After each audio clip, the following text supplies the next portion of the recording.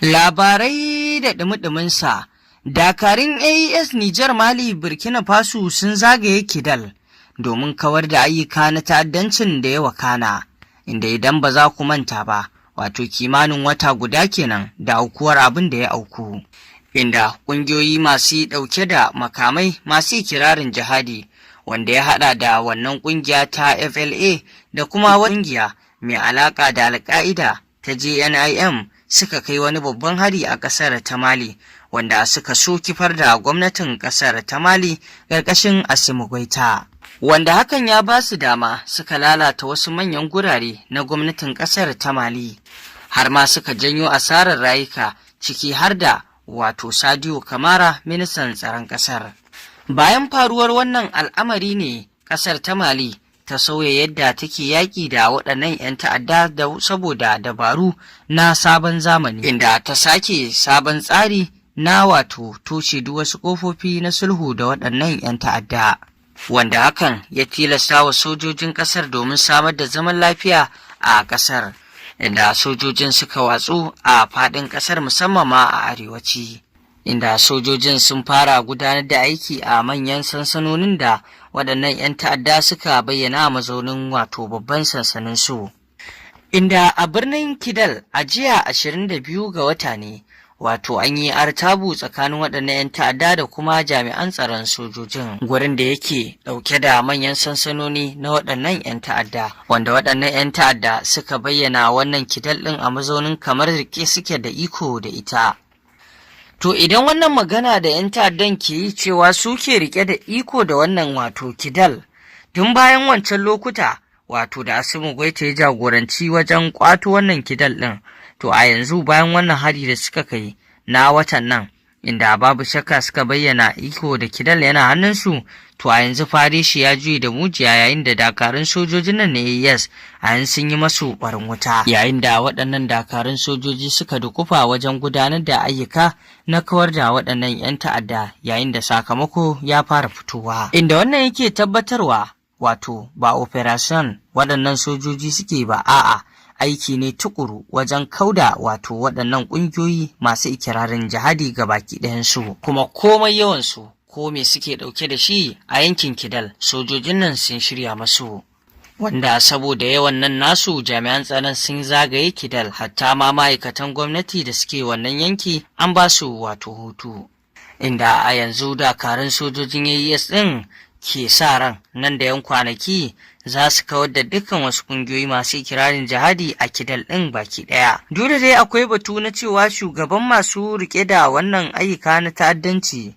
wanda yake da adawa da gwamnatin ƙasar Malin, ana batun cewa ya fice daga cikin ƙasar ta Mali, wanda ake maganar a yanzu ya tsallaka ƙasar Murtani saboda irin yadda ya gano lahirarsa. Inda dakarun sojojin na AES daga ɓangaren su sun bayyana cewa wannan shigowa da suka yi cikin Kidal ba sun shigo ba ne saboda su fita, ba kuma sun shigo ba ne saboda sulhu da waɗannan ƙungiyoyi masu ikirarin jihadi, a'a face sun shigo ne don su kawar da dukkan waɗannan ƙungiyoyi, wanda saboda irin yadda ƙarfin iko da shigowar da waɗannan jami'ai suka yi ya sanya waɗannan 'yan ta'adda gudu domin tsira da rayuwarsu suna fakewa a gurare, amma duk da haka waɗannan jami'an tsaro suna binciko su, suna kai masu ƙalubale a kansu, wanda a yanzu Kidal dai an yi mata ƙawanya ko mu ce an yi mata zobe domin kawar da waɗannan ƙungiyoyi na 'yan ta'adda masu ikirarin jihadi, waɗanda suke neman sai sun kawo tasgaro ko kuma kifar da wannan gwamnati ta Mali ta Assimi Goïta, wanda wannan adadi nasu da suka zo sun zo ne da wannan manufar, sai dai burin nasu bai kai ga cika ba, wanda wannan duka yana faruwa ne jami'an nan ko mu ce sojojin AES da kuma wato waɗancan sojoji na Rasha duka suna fatattakar waɗannan 'yan ta'adda, inda suka nuna cewa wannan tafiya za su yi ta ne bai ɗaya domin cimma nasarar da ake bukata ta kawo ƙarshen waɗannan rukunoni na 'yan ta'adda da suke ƙoƙarin tada zaune tsaye ko kuma mu ce suke tada zaune tsaye a wannan ƙasa ta wato Mali, wanda wannan aiki na wato aza kalubale kan 'yan ta'addan ya fara gudana ne tun a jiya Juma'a, wanda wannan an bayyana shi da nasara da ake samu cikin wannan wato gwabzawa. Sai mu ce wannan jami'an tsaro Allah ya ci gaba da ba su kariya da kuma ƙwarin gwiwa domin ƙwato wannan gari na Kidal da kuma kawar da 'yan ta'addan a ƙasar Malin. Kamar yadda muka ambata muku dai, wannan wato ƙalubale da 'yan ta'addan ke son kawowa na rukunoni masu ikirarin jihadi aiki ne da suke son yinsa domin kifar da gwamnatin nan ta Mali, sannan kuma kamar yadda batu ya zo idan sun gama da Mali za su dukufa akan Nijar har ma ƙasar Burkina Faso sai sun kau da ita. Wannan dai ana ganin cewa wani makirci ne da aka shiryo waɗannan ƙasashe na IOS, Nijar, Mali, Burkina Faso